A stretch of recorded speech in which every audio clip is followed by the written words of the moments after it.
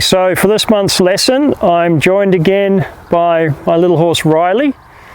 You will know Riley from the Life of Riley series. Riley is still an unstarted horse at this point. A few more months and we may start him. So this lesson is going to start on the ground, and this is how I would start it even with my riding horses. So the purpose of this lesson is to put together two things that we've already done. We've already, in a previous lesson, taught him to find the pole as a good place to be. So we had that stop over a pole. We did it in such a way that he got the idea himself to stop over it. And then you can expand on that, of course, by moving them around and parking them there, by riding your horse and at the end of the session, resting them over a pole, just to get them to think, you know, it's a really good idea to stop with two legs that side and two legs this side. Because when I take one leg, put it over, we get back to work again. So we covered that in a previous lesson. Another thing we did in a little challenge is we had you go sideways from steady pressure from a feel, and the challenge was to do it at liberty. Okay, so I had a little go at that with Riley, got a little something done. So we've got a degree of sideways, he's got an understanding to stop over that and be on the pole. So today we're putting them together, and we want to see if we can go sideways over a pole. That's what we're aiming for. Sideways over a pole, then sideways over L poles where they've got to turn one end or the other, sideways over a zigzag, sideways over barrels. All these things are going to build from this. So putting those two things together, Riley, is what we're about today.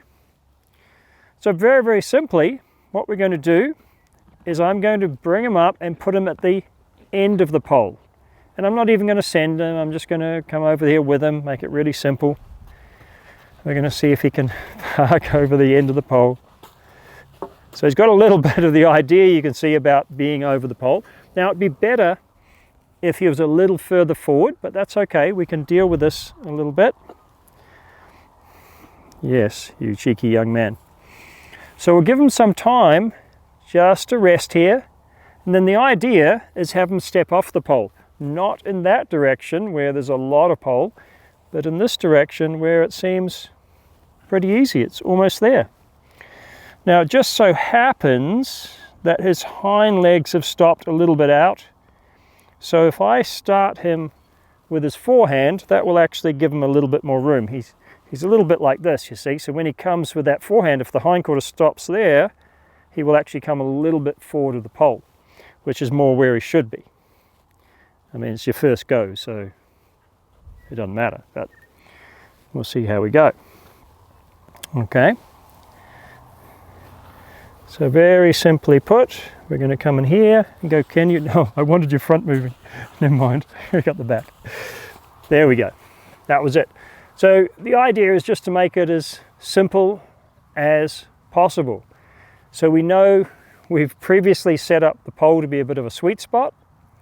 And now we're saying, yes, the pole should still be a sweet spot. You should still be asking that question, should I stop here?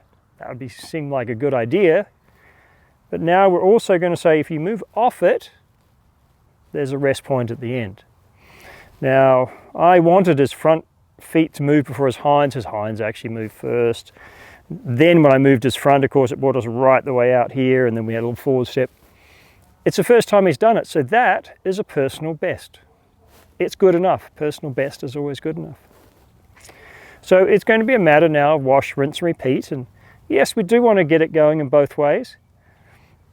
We don't necessarily have to even do that in one session.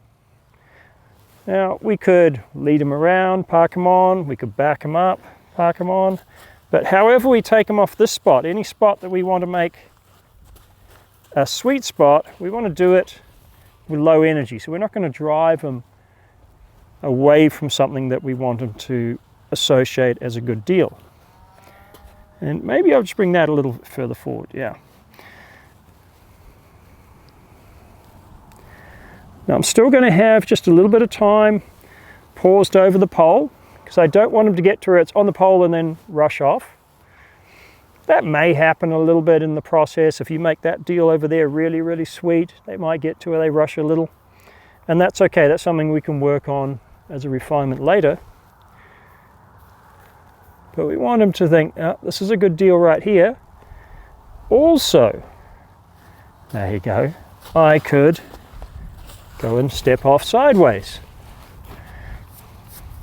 Try and twist it there a little bit, my friend. And then we leave him be here. Now, given that we've done what we've done, we've stopped him over the pole, we've rested, we did that as a bit of an exercise, and of course I've done sideways, so he should understand that reasonably well. It shouldn't be too difficult, but there's ways to make it difficult. If you look at the end result and say, well, the idea is to ride up, obviously we're not riding him yet, but the idea is to ride up, turn on the forehand and sideways all the way over it. So on the ground I could come in here and say, can you go sideways all the way over it? That's a long way to go, and it makes not doing it look very tempting. Whereas here, if I put him over and he's got 1 or 2 steps to get off, or going the opposite way, he's got a whole heap of steps, quite keen just to do the easy thing here, right? So let's try this again. I'm going to come much deeper here with him. In other words, I'm going to use more pole, maybe even halfway, just so we can play with our sideways a little bit more. There you go. Okay, again, we're not too far forwards, but it's all right. Itchy little boy.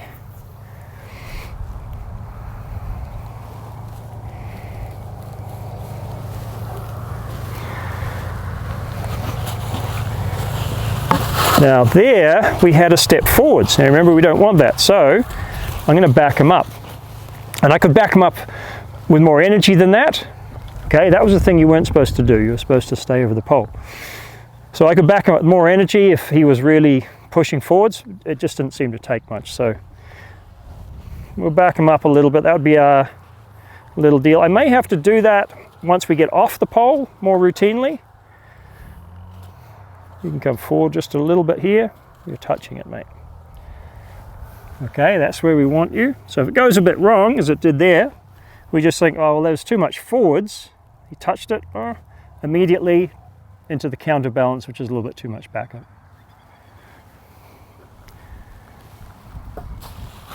There we go. There we go, well done. Had to really try and control that forehand that time so we didn't end up all over the shop, but there we are. So this has to feel good for him. Come off, hang out for a bit. And he fumbles and bumbles, and I don't want to be too much of a hurry to get to the end. But you have to make a decision there. Sometimes it's worth making it just a little bit harder so that they actually get a little bit more involved in it. So it's not just, oh, I just fumble over here and end up over here. It's, oh, this is how I've got to actually stay on the pole, which is why I took him just a little bit deeper that time. So he actually has a, oh, I've got a, it's relative to the pole here, the sideways. Okay, but that's it. It doesn't have to be any more complicated than that. Obviously, you would do it in both directions, not necessarily the same session, but you could, of course, like Riley. You play around with it pretty quick.